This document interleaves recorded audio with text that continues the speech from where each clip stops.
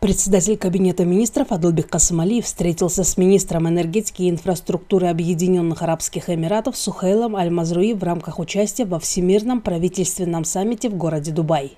Глава Кабмина отметил динамичное развитие двусторонних отношений, подчеркнув, что Кыргызская республика придает важное значение дальнейшему укреплению и углублению сотрудничества с Объединенными Арабскими Эмиратами в перспективных направлениях экономики. В свою очередь, министр энергетики и инфраструктуры Арабских Эмиратов выразил готовность к дальнейшему взаимодействию и сотрудничеству в сферах и проектах, представляющих взаимный интерес. Он особо отметил имеющийся потенциал Кыргызстана в энергетической сфере, выразив заинтересованность в развитии сотрудничества в данной области. Стороны обсудили перспективы двустороннего сотрудничества в сфере торгово-экономического сотрудничества, в сферах энергетики, инфраструктуры и инвестиций. Особое внимание было уделено реализации совместных проектов, привлечению инвестиций в энергетический сектор Кыргызстана, а также возможностям сотрудничества в области возобновляемых источников энергии. Кроме того, глава Кабинета министров Кыргызстана пригласил министра энергетики и инфраструктуры Арабских Эмиратов принять участие в инвестиционном форуме в формате Совета сотрудничества арабских государств Персидского залива и Центральной Азии, проведение которого запланировано в Бишкеке в текущем году. По итогам встречи стороны подтвердили приверженность к дальнейшему укреплению сотрудничества и реализации взаимовыгодных проектов.